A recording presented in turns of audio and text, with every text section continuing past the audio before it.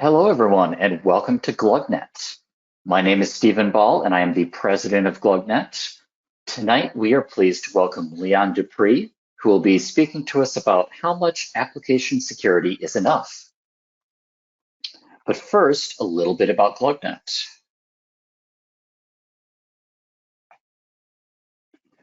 GlugNet is the Greater Lansing user group for .NET developers. We are based out of Okemos, Michigan, pictured on the map here. Our meetings are free and open to the public, held every third Thursday of the month. The best way to find out about us and what's coming up is if you visit our meetup page, meetup.com/glugnet. A couple of housekeeping items before we get started. We are always looking for lightning talks before our main speakers. So if you have a topic that you would like to speak on for 10 to 15 minutes, you can reach out to myself or Joe Kunk, and we would be happy to schedule you in. Tonight's presentation will be interactive, so please feel free to jump off of mute and ask questions or answer questions if our speaker has anything for us. However, we do ask that if you are not asking a question or answering a question, to please stay muted. That way everyone else can enjoy the presentation. At the conclusion of tonight's presentation, there will be a feedback survey available to all attendees. All the feedback collected is anonymous, and we really just want to know what your thoughts were on tonight's presentation. So please give us your honest feedback. A summary of those results will be provided to our speaker.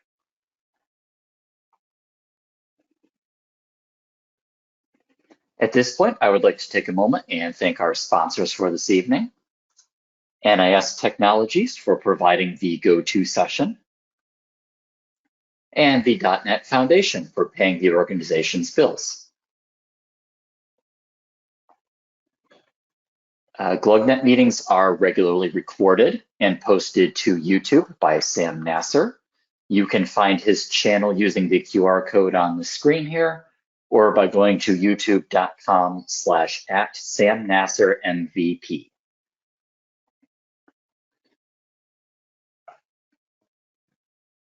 Additionally, if you are interested in this group, here are some other groups that you might be interested in: the Cleveland C# VB.NET user group, the Greater Lansing area for SQL Server, the .NET study group, or if you are in person in the Southfield, Michigan area, mi.net. They are solely in person at this point, but if you're in the area, they're a great resource to look up.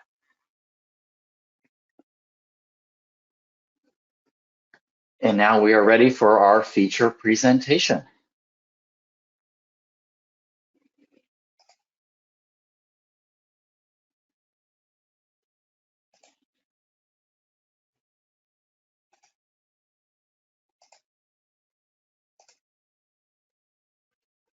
All right, Leon, you should have presenter rights now.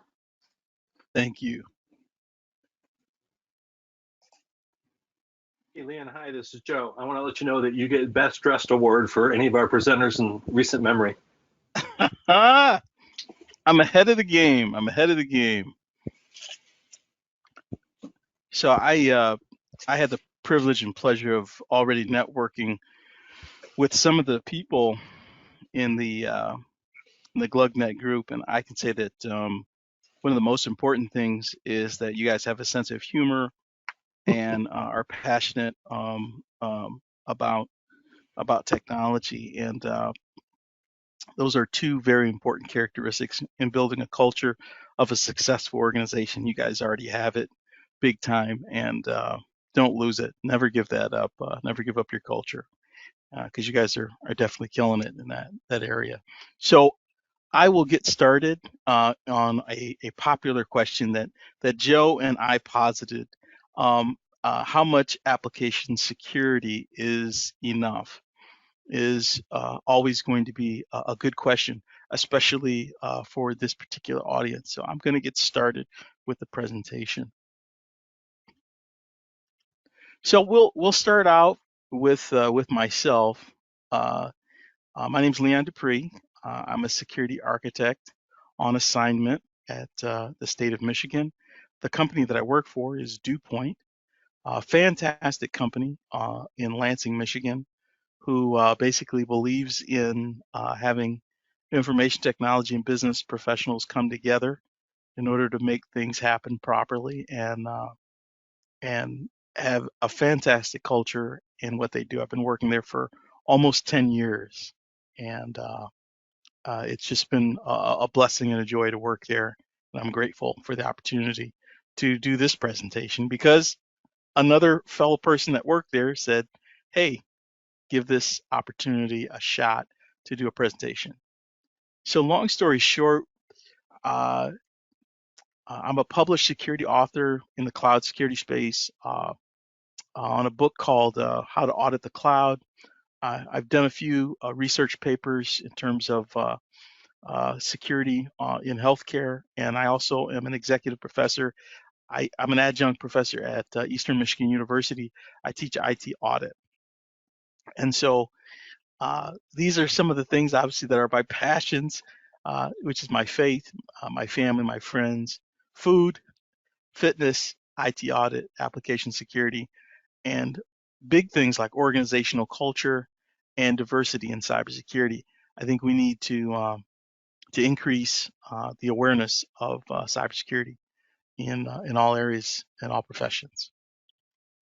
So what I'd like to start out with is, now that we've talked about me, I want to talk about who my audience is. My audience is this GlugNet group is developers at a high level, which that I'm putting it together to say that you guys are programmers, developers. And I looked at an interesting article, and I have it in the chat, and I'll put it in the chat and let everybody have it. But in this article, it basically said that the demands for developers have increased exponentially. Not only do you guys have to do more with less, you guys have to be on time, under budget. You got to have a project management hat on. Now they want you to have an innovation hat on to be able to do less with more, and great, with code. And now, and that's why I'm here to talk about it, they want you to have a security hat on too. They've got this concept of called shifting left, meaning that they're going to allow the development team to have more control concerning security on applications. And I think that some of that's good, but I'm concerned about, are they giving you guys enough of what you need to be successful? And we'll cover that later. So what is application security? At a high level, we say that application security is the use of tools, processes to secure applications across their life cycle. That's just a high level definition of it. In this next slide, I'm just talking about that the best way to begin with application security is you have to classify your application. The way that we will do things, like I said, with my client at the state of Michigan, we have a classification. What type of application are we building? Is it going to be something that we can update? Can we purchase it? Is it going to be customized to our needs? Where will the application be hosted? Does the product rely on other components? So these are the things that help us to determine, how we're going to classify this application in terms of how it's going to be supported and secured. And then we talk about security requirements. We do a system registration profile. So basically, we identify the application security requirements. And these general steps, I think, are steps that everybody should try to do with their applications to say that, what security requirements do your applications have? Many times it's based upon what type of data you'll be processing or information that you'll be sending and receiving. The next step, obviously, is something called security architecture. Secure architecture describes what the security controls, your countermeasures, how things are positioned, and how they relate to the architecture of the overall system. It maintains the system's qualities and their attributes such as confidentiality, integrity, and availability. And we know we can say that till the cows come home.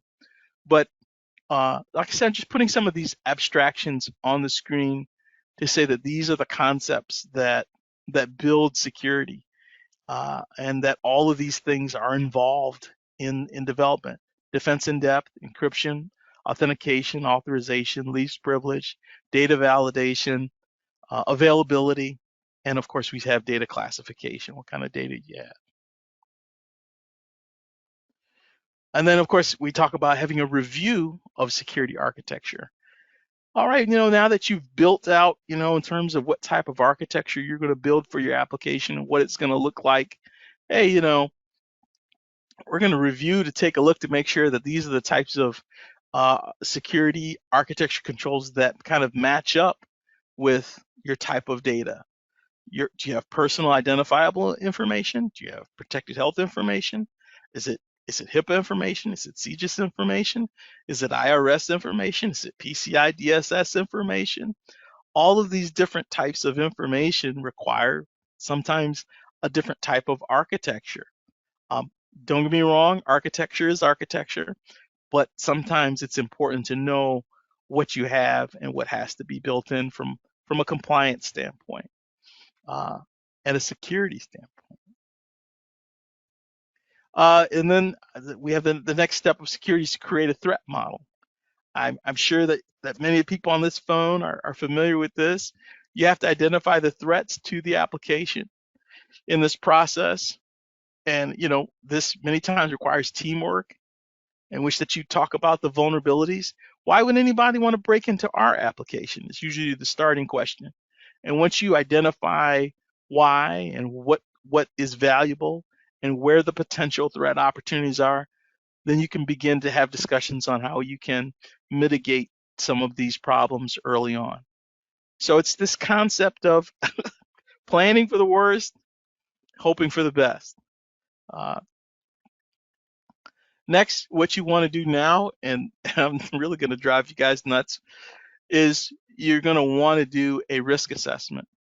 And this is just high level. You want to do a risk assessment that will provide you with a review of the security controls, the gaps that an application will have. These gaps should be documented and written up as your potential risks, and these risks should be evaluated. You should try to mitigate, ignore, transfer, or accept the risk. That's what you're going to have to do. This is all a part of your process when you're building an application. Finally, I said we're going to get into some technical components. As you're building your application, you want to do security testing. You want to do static code analysis. And the purpose of static code analysis is so that the development team can have the opportunity to see the results of and remediate vulnerabilities that are based on the code. Now, I know that sometimes static code analysis gets a bad name. There's a lot of false positives that can come back, but I think that it's important to have static code analysis in order to save time up front and tune the tool. I guess the word what I would say. When I say that, you'll be able to make modifications and adjustments to your static code analysis tool to say, this is a false positive. We can throw that out. So as you continue to sharpen your axe, as you're cutting this wood, it'll become more and more efficient. Just want to make sure I put that in there. Then of course you want to protect against your any open source libraries or third-party libraries that you're using. You want to scan those as well. These security controls, you scan these. There's obviously different options and different modes and methodologies to do this. The concept of third-party libraries to me has everything to do with trying to protect your supply chain. Somebody once said that bad company corrupts good morals. So I mean, you're trying to continue to keep your environment clean of what you're bringing in to build your application. Here's another component of infrastructure scanning. While this might not be something the application team is directly going to be participating in, it is important to make sure that this is running because it can correlate some application vulnerabilities as well. This is where the agency or vendor is scanning on a regular basis your infrastructure of your application that's been acquired. And it's going to help again to determine any vulnerabilities that might be in the operating system, that might be in the database, that might be in some of these other areas that are connected to the code. And so you want to do that as well. Then finally, well, not finally, then another scan is dynamic application security testing. And this is, of course, testing the behavior of the application on the wire while it's active to see how the behavior of the application is performing. And again, the weaknesses and the vulnerabilities that come out of this testing process. Also, whether you do it manually with something like Burp Suite or whether you're going to do something automatically with it, it's good to be able to look at these vulnerabilities as well and work on remediating them. Finally, penetration testing. I've got here the picture from one of my favorite movies, Sneakers, to let you know how incredibly old I am. Is also something that is a good requirement because if you can, you have the opportunity to have someone from the outside or a tool from the outside or a team from the outside to look at your application and a means to be able to do a penetration test. The wild thing about this is that in this movie, everybody had a role, a team. And if you want to be successful in any organization, you have people that are different, but they work together as a team for a mission or an outcome. We've got people that are bad actors that work together as a team. We likewise have to try to do similar to this. I know some people have internal penetration testing teams, so it doesn't always have to be somebody external, but you do have to have a team. Penetration testing is a good way to make sure that you can verify that your system is solid. And also we have what's called now mobile security testing. Wow. Mobile security is a biggie, to say the least. We've got a lot of people that are using their phones and their tablets, and I think mobile security is probably one of the most underlooked security testing that's out there. But like I said, you want to have a vulnerability scan on that as well, and retest it to make sure that your mobile devices and code is clean. Now, what comes out of all of these different types of testing is doesn't have to be the name that I put up here, but everybody, when you do your testing, you always want to have a plan of action and milestone. These plans are based upon the findings and the recommendations of the security assessment that you had, and you want to have this documentation together so that you can talk about how you're going to fix these things. Rome was not built in a day. No one's going to be able to do all of these different tests and do all of these results and get everything done tomorrow. It is a process. Security is a process. And the only way to do these things faster, of course, is going to be through automation. And I know that we have some people here that probably would be very more familiar with automating some of these items. And that's the benefit of, I think, of being in this meeting. I might have some side conversations on how to automate these things more.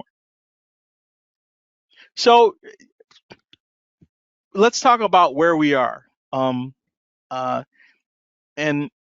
what's driving all of this testing. Because I think at the beginning we talked about obviously saying, hey, what is enough? Why do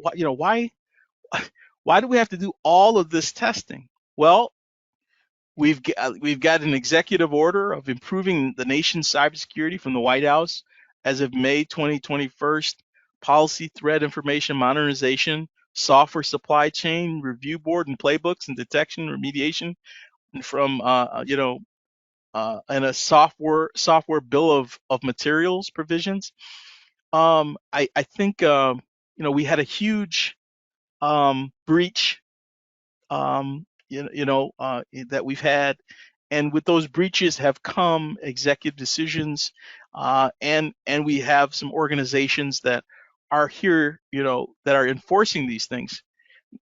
We also have secure software development framework, recommendations for mitigating risk, software vulnerabilities. This is February 2022.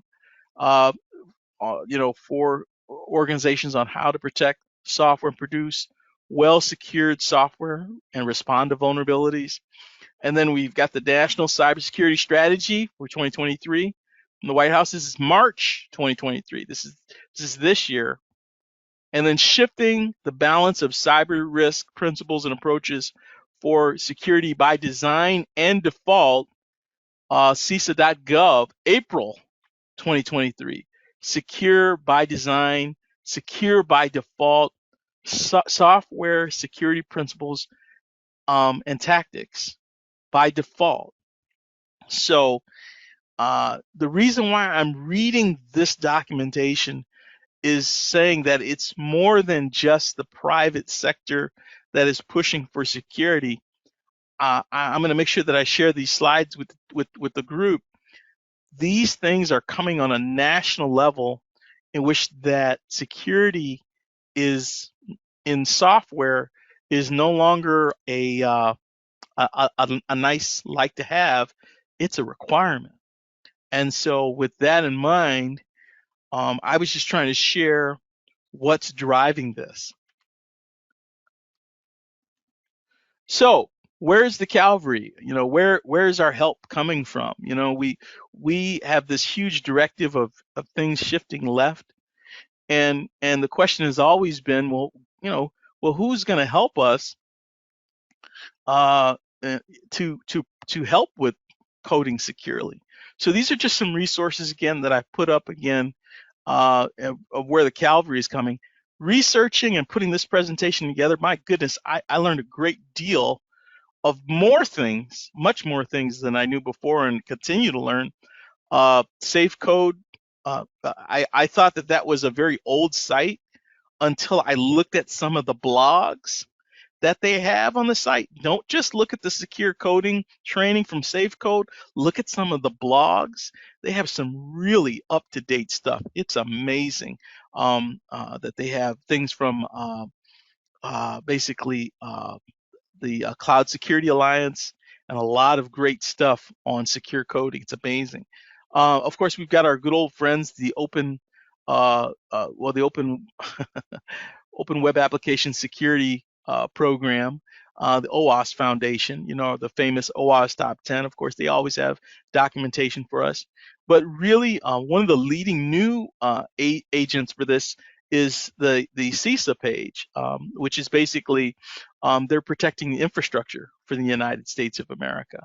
And they have a lot of things concerning how they believe software security should be done. Am I saying that, hey, that we have to do what they say? I'm not saying that. I'm just saying it's definitely some good frameworks in there to take a look at. And then finally, obviously, secure coding guidelines in .NET. I figure, obviously, I got to throw that in there because this is glug.net. Of course, I'm going to throw that in there.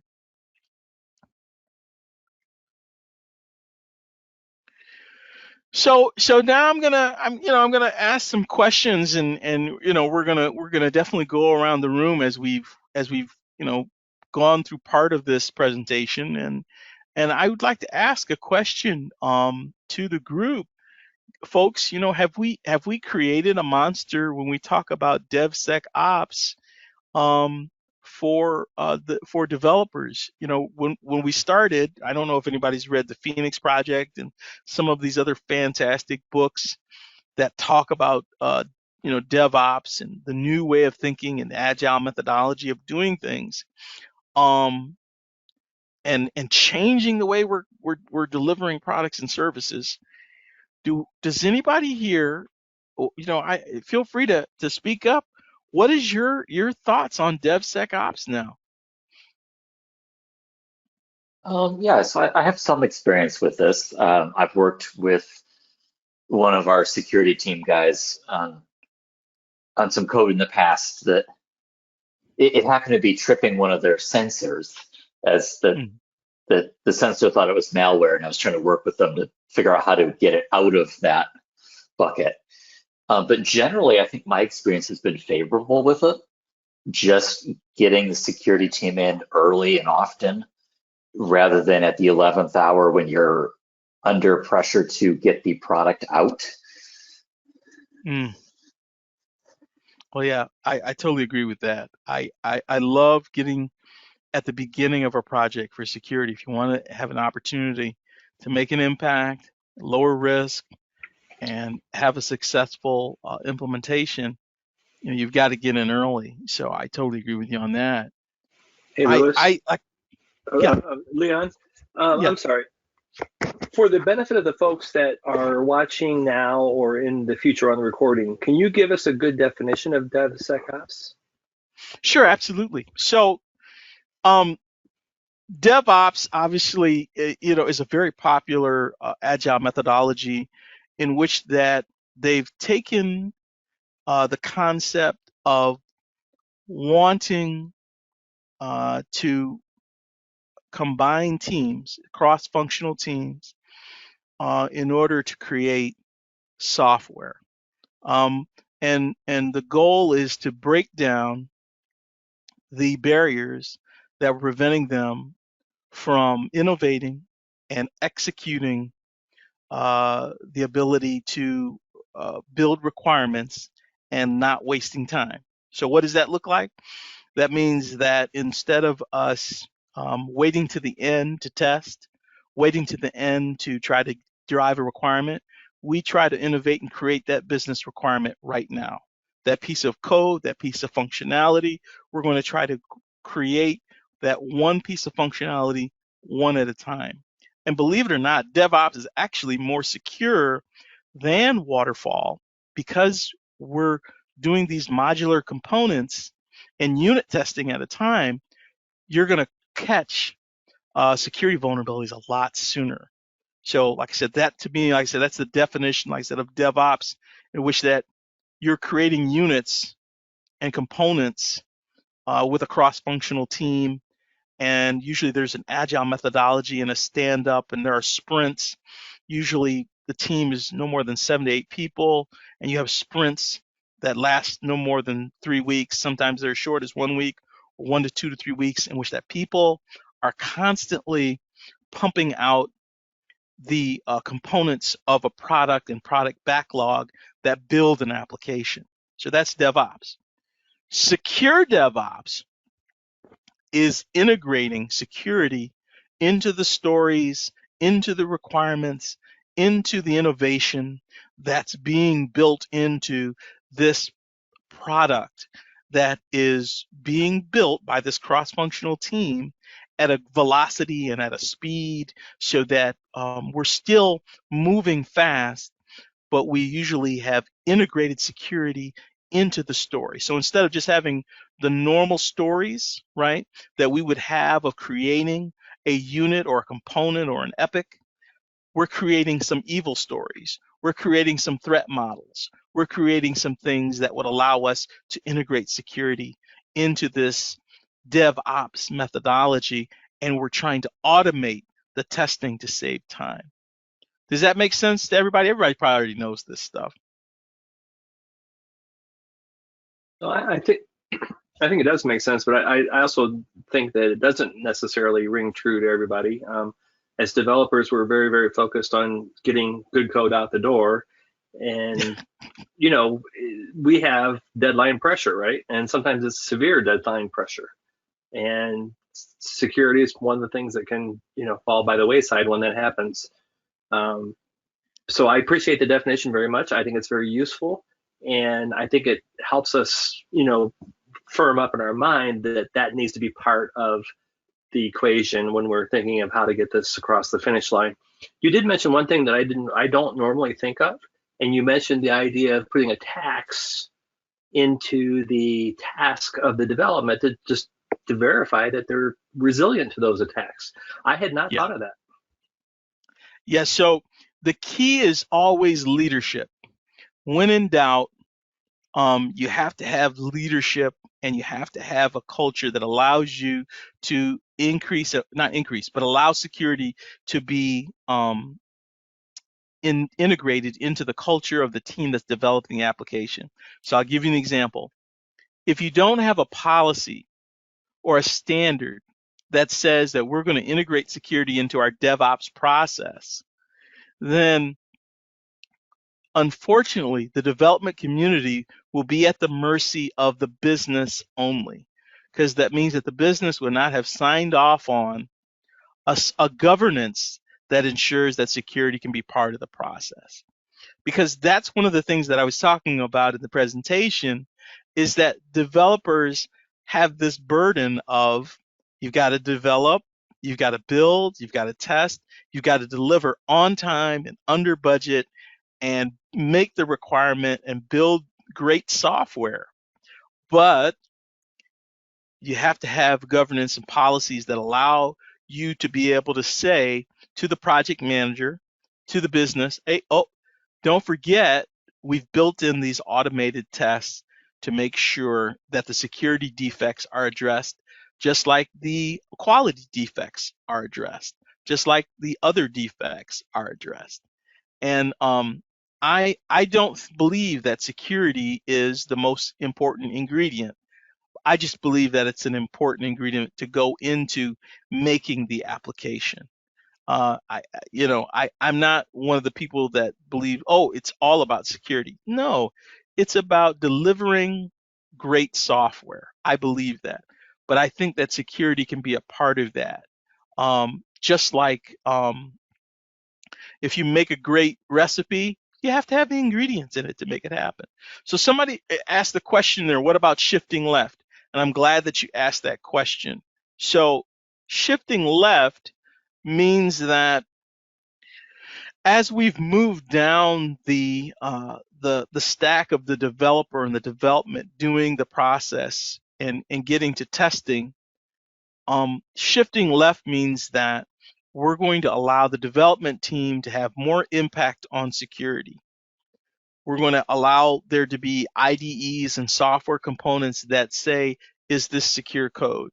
We're going to allow you to have testing in your CI/CD pipelines, testing in your libraries, testing in your code and static code analysis and dynamic as we go along, so that by the time we get to the implementation and the delivery of the product, we've shifted left, we've moved security upstream, and by moving it upstream or shifting left, we're going to get a greater return on investment for the product and the services, because we've lowered the risk to the organization and to the application from a security perspective. The risk lowers greatly the earlier you start security testing and security and threat modeling. You reduce the risk to your application, therefore also to your customer and any systems that connect with this new system or application or module that you're creating. There is a return on investment. What's the return on investment? You're not going to have, what's the word? A late fix or something that has to be done overnight or over the weekend. It was done early on in unit testing. Or a possible breach that could affect the reputation of the company or the reputation of an organization. No, you caught it early. So that's what they're talking about, shifting left. And I think shifting left is a great idea, but I think that we have to do the right thing by our developers and include how much time it takes to do these activities. We all know that in an agile or DevOps methodology, people are what? They're documenting what? Their tasks on these different components or cards. If anybody's seen a Kanban board, we know that these tasks are on there, so we need to include some of these security tasks and allow them to do these security tasks and not begrudge them and not look at them as a waste of time. They're an investment in lowering the risk to our organization.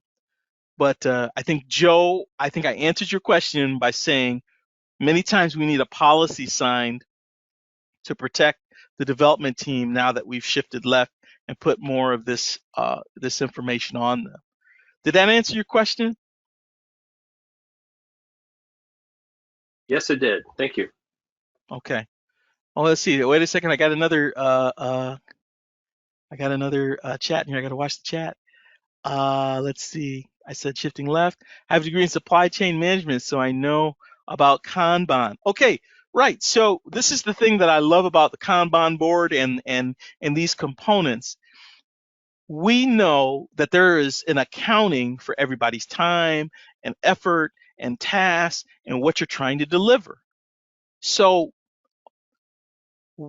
with DevSecOps, I think that it's essential that if we are going to have automated testing for some of these security components, that those tasks are on the Kanban board. Absolutely. We're going to do unit testing, absolutely, but static code analysis testing is going to be on the Kanban board too. We did that too.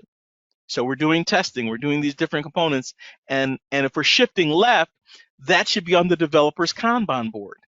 And they should not be, what's the word,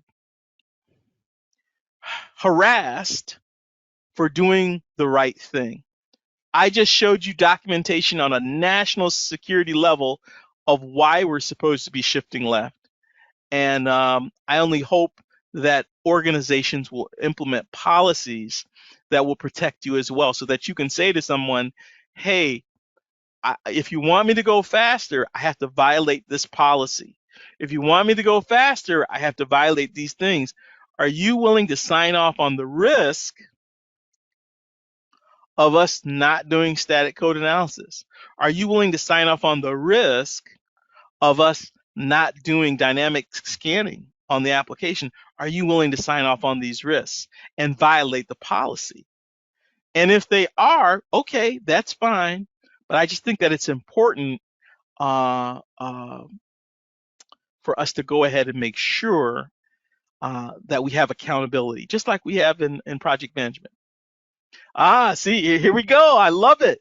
People, people are saying, I've been chewed out for saying those things. You can have it fast or you can have it right. I love this. So that's the key. It goes back to leadership and responsibility.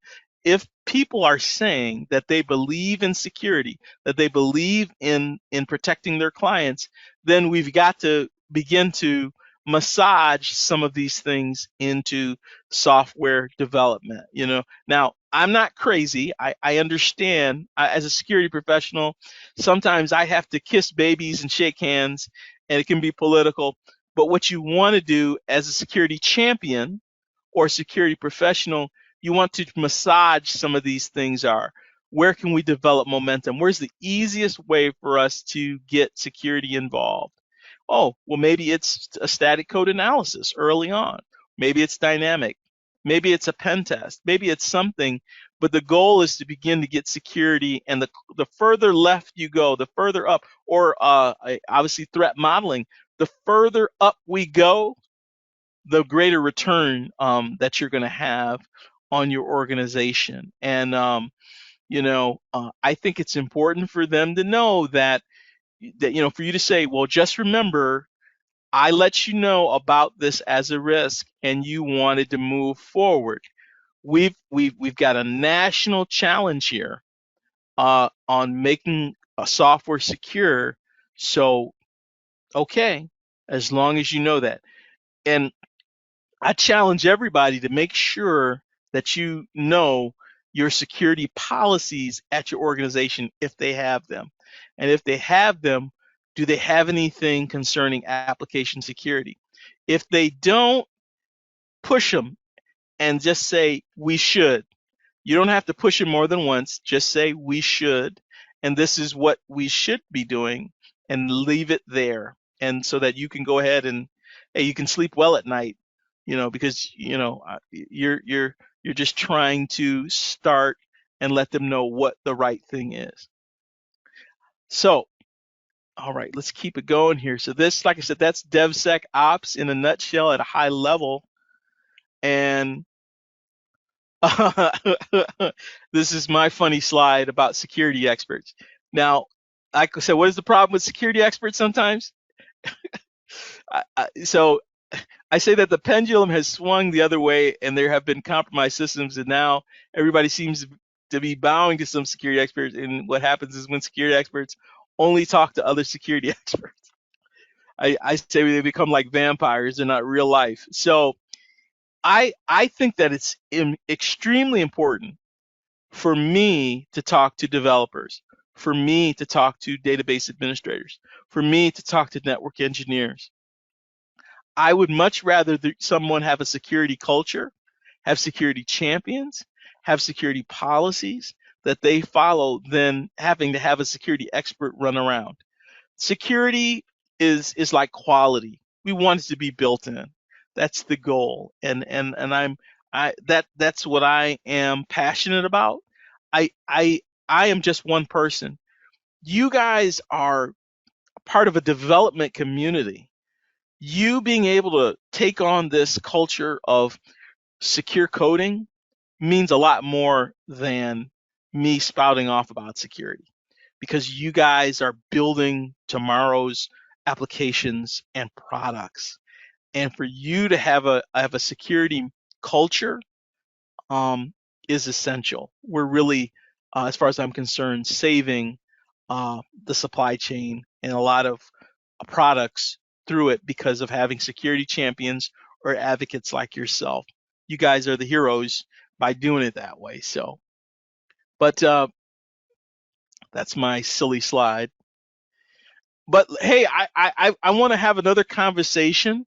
We're going to talk about technology debt. And I think like sometimes we don't talk about that enough. I've got another slide on this, and some people try to ignore it. Like student loans or credit card balances, it's holding you back. It could be killing your business, and the cloud can't necessarily save you. I know there's a lot of technologists in the room.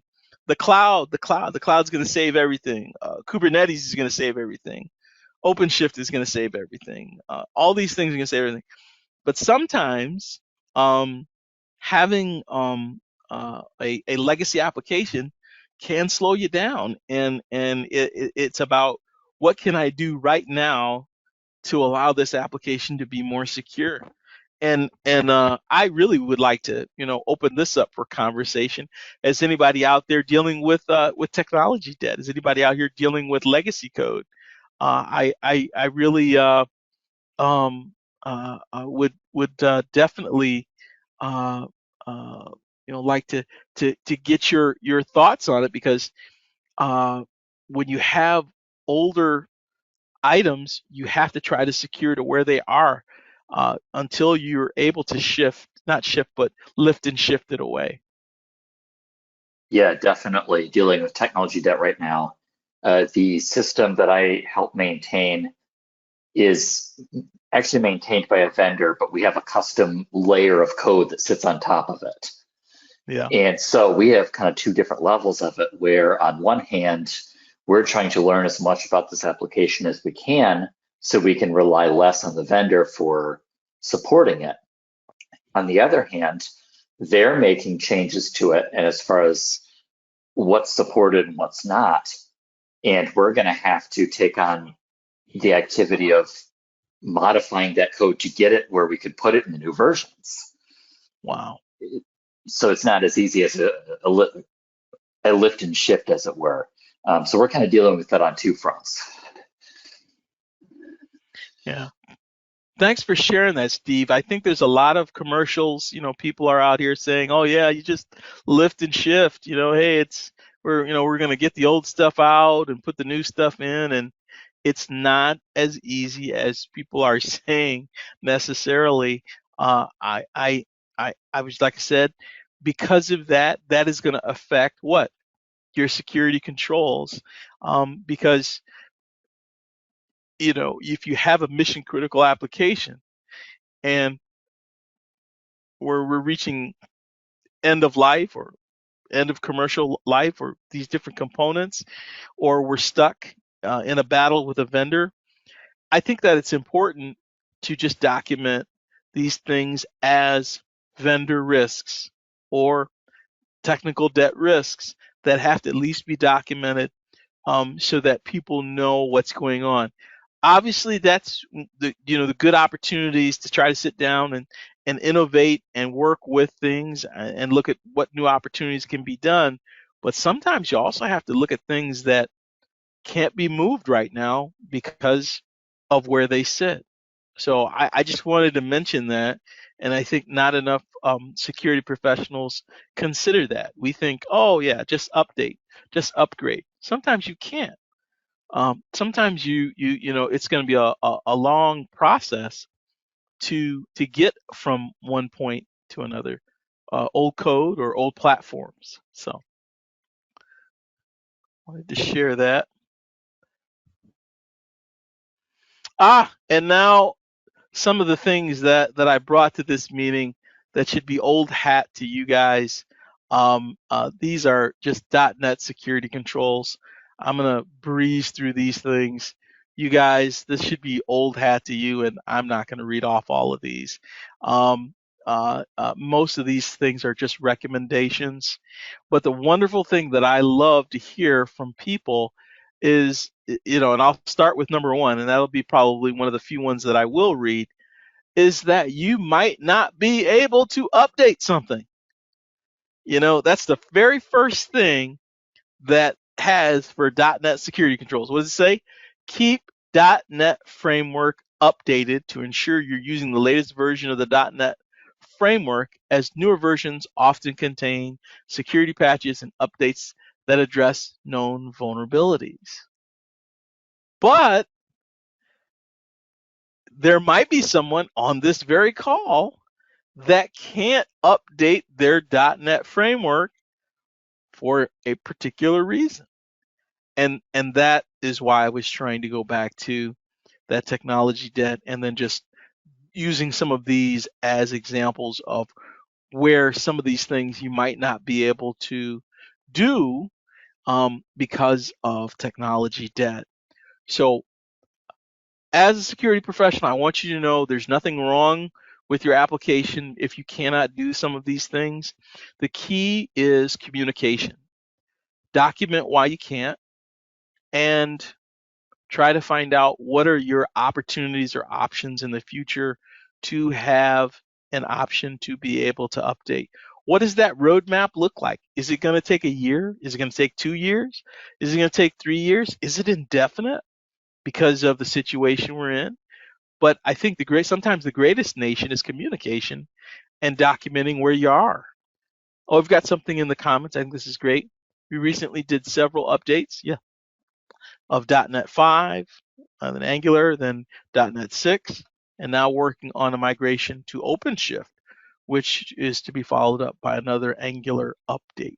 Okay. So yeah, we've got people, on the call, that are exactly saying what I just got through saying about technology debt and trying to migrate. What's the sense in updating if we take the whole stack down, the whole application down, and run our application and our company out of business? You can't do that. So Leon, this is Joe. Yeah. I have had clients where they have crucial. Sorry, get my microphone in the right place. You can hear me better now. I have had clients that have crucial applications that their business depends on that were done by either departed employees or third-party vendors, where they only have the executable. They don't have the source. So that's the dilemma they find themselves in. I've certainly run into that. But the other thing I want to mention too is that sometimes these initiatives to improve your security aren't complicated, and it's just a matter of taking the effort. It's a client I'm working at right now. We have a number of applications that fortunately we do have the source code for, but they have passwords and even in sometimes just a text file sitting in the same folder. Who knows, whatever, right? And we have done an initial mitigation by securing all the applications into a certain set of folders that are highly restricted, right? The network guys went through and said only these particular folks can get to it.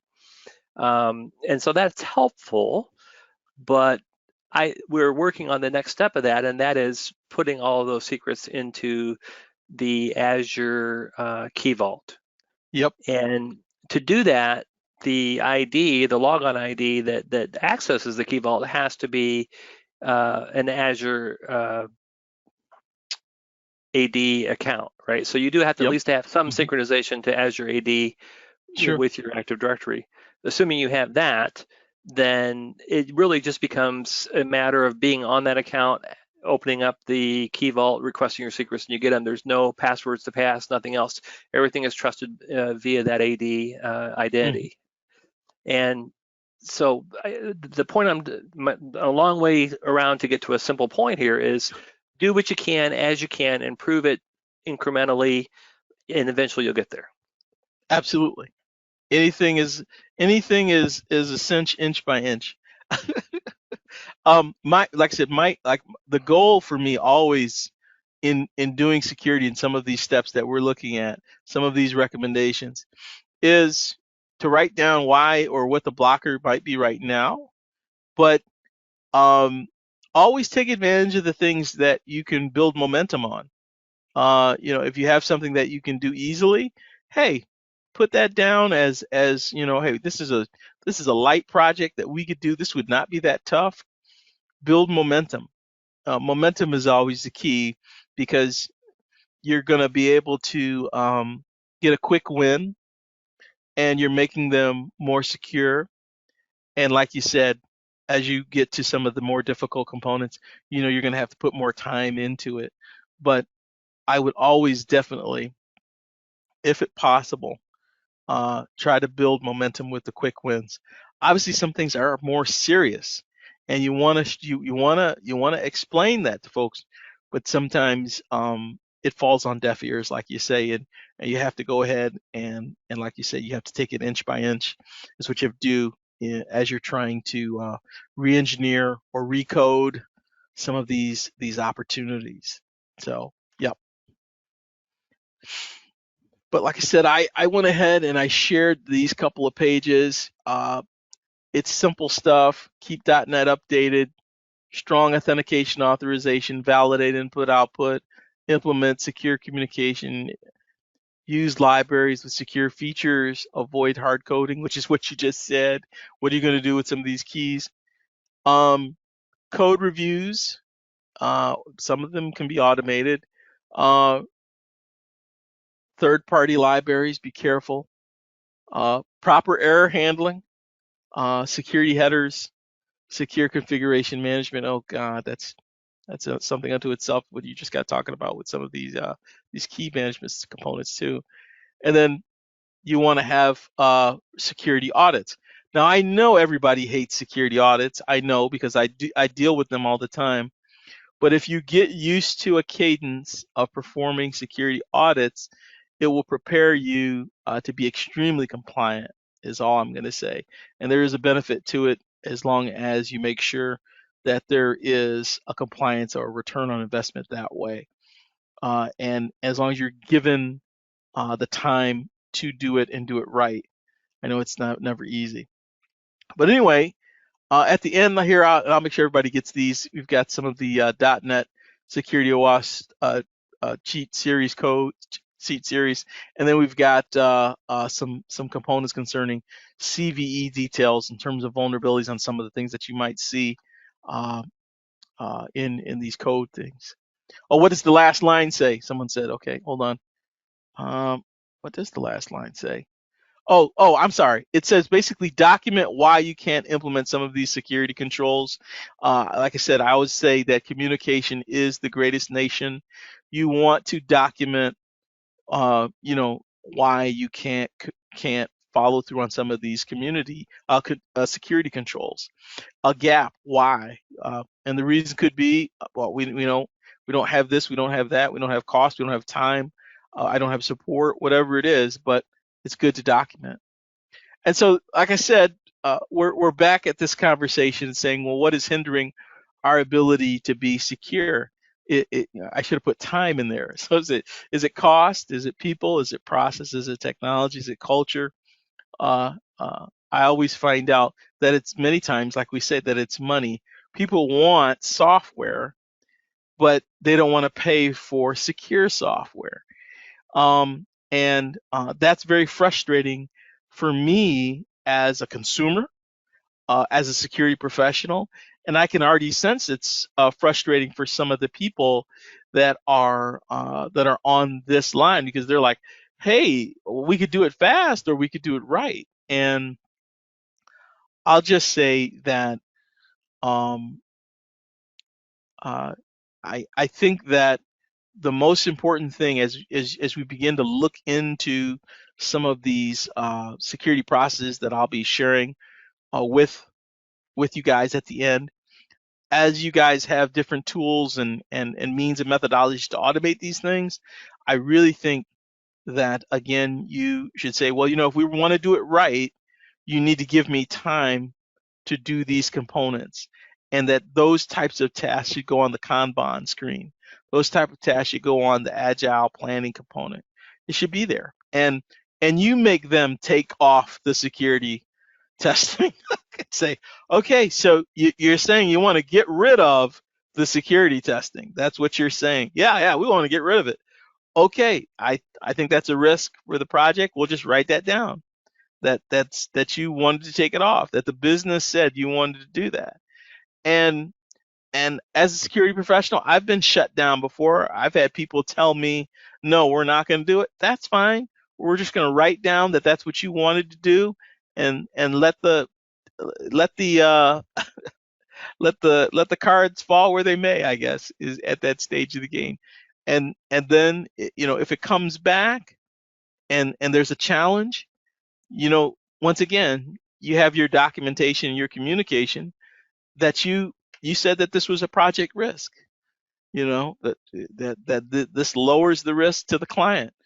This lowers the risk to the project. This lowers the risk to the reputation of the company and the organization.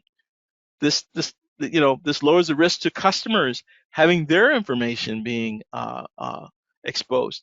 It also lowers the risk of a lawsuit for our organization. So those are the types of things, when you use these types of words and just saying risk at a high level, you don't have to get down in the weeds with them. You could just say, well, it's a risk. It's a risk of not doing these things, and it could come back and bite us, as long as you know that.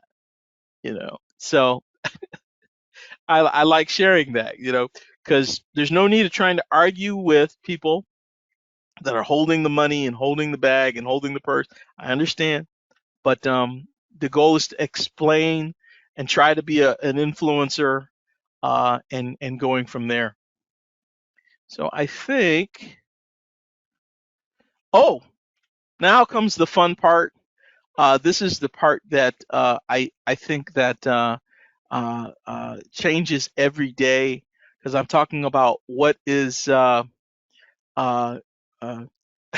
what is coming down the road to help us to be more secure. And I've got a lot of different components here, and I don't know if anybody has any experience with any of these. I am no expert, but I have been dabbling in all of these components, and I'd like to get your feedback on these, because to me this is an interactive situation. Recently, I've signed up for the GitHub AI that allows you to code more securely, allegedly. It's pretty reasonable. I think it's like 10 or 12 bucks a month. I've used OpenAI and Bard, to look at some coding components. Has anybody looked at any of these components, these new artificial intelligence components, just as a trial run to see if there's any validity to them? Okay, I've got one person here who said, I've enjoyed OpenAI a lot, and used to help creating content. Yep, presentation, work, brainstorming, yes, and actually, more than just consuming directly. Okay, and I did catch it in a lot. Yeah, me too. Same here. I mean, I've used Bard, I've used OpenAI for a lot of brainstorming, for a lot of opportunities, to think outside the box. And you guys might need that if you're trying to do some type of secure coding in different components. Let's I see could here. enjoy the lie that happened there. It was kind of funny. Sorry for just jumping in, but I actually asked it like for a direct quote, and it gave me a quote like from the source that I asked for the quote from. Then when I asked for more information, I said, give me the page number, things like that. It was like, oh, I don't have access to that. That's proprietary. It's copyright. Like, I'm like, so you either you either gave me a quote or you didn't. Like, you know what I mean? It was like a little kid almost. I thought it was kind of funny. Sorry to jump Oh in. yeah, yeah, you caught him in a lie. No doubt about that one. So I'm always interested in making life better for whoever I'm interacting with. And like they say that they've shifted everything left. I don't know what people know about platform engineering versus DevOps. Some people are trying to say, hey, we're going to try to use platform engineering to make developers' lives easier so that you guys can focus on the code. We'll take care of the administration. We'll take care of the security testing. We'll just build it in. I've been looking at different components like Lens IDE with Kubernetes. I've been looking at Dynatrace. I've been looking at just different platforms as services, open source and commercial, that are basically just building the security controls in. I don't know if anybody's had the experience with that, of just automating some of these things, or are there already automation? I'm sure there's already automation components in .NET, like lint and different things like that you can use. Anybody looking at that, or reproducible builds? Anybody looked upon these items?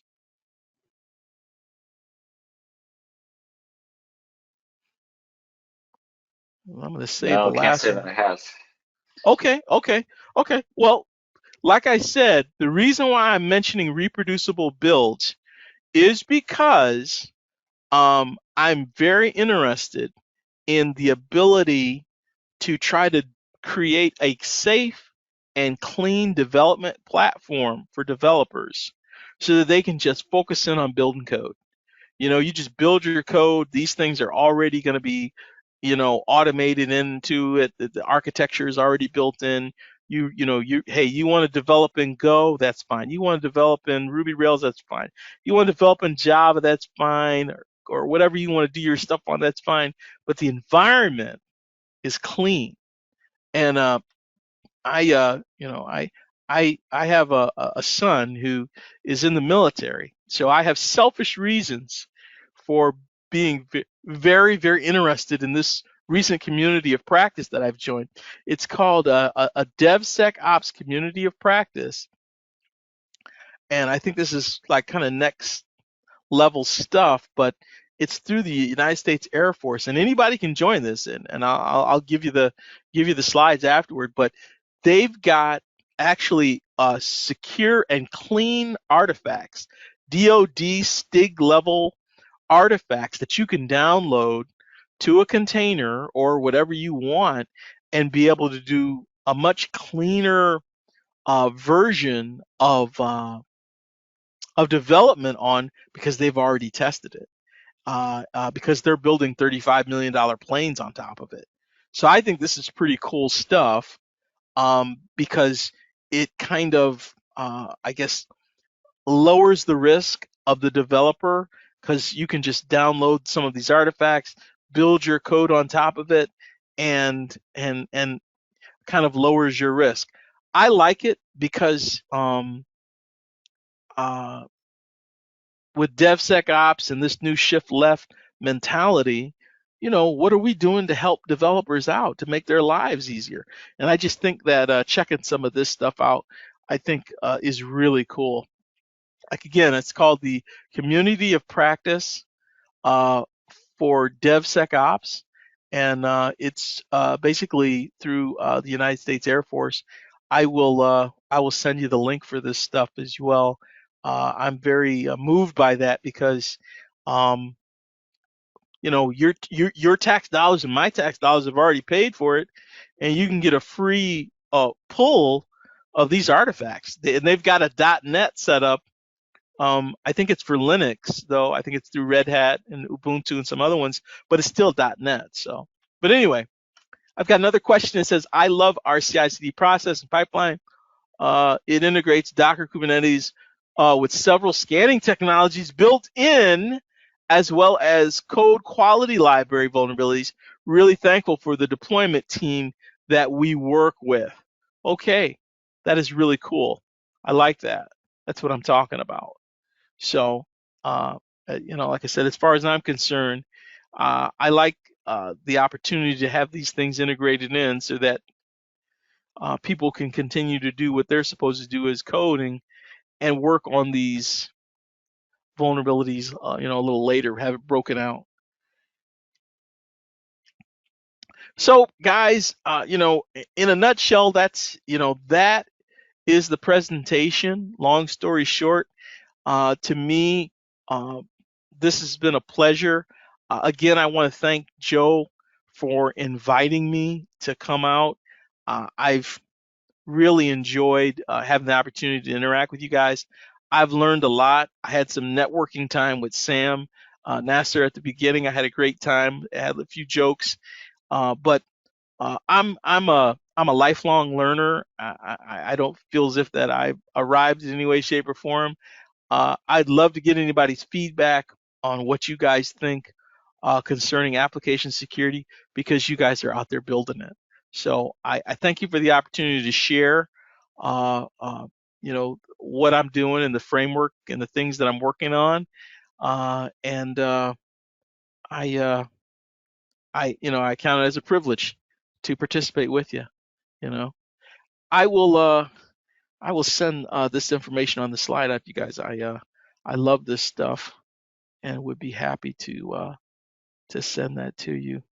I'll put it in the chat, and I'm going to stop sharing my screen, but I will put it in the chat.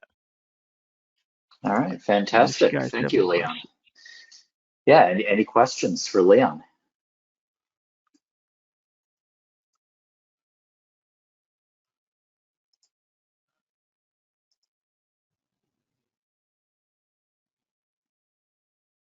All right.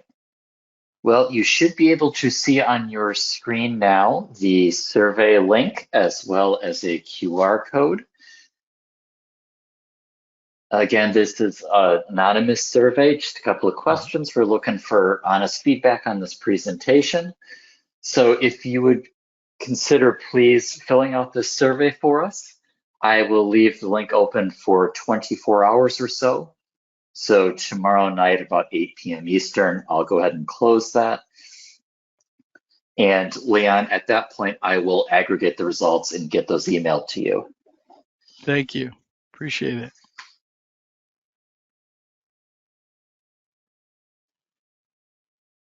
All right. Any other comments or questions? So I have a couple.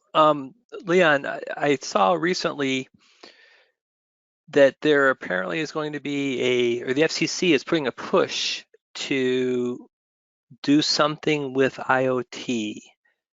And I don't know if you're had a position to comment on this or not, but the cybersecurity labeling program, kind of like an underwriter's label, but for is this device secure or not? Is your home baby monitor hackable or not? And then I think they're actually going to start certifying these devices with some kind of a rating to show how secure or unsecure they actually are.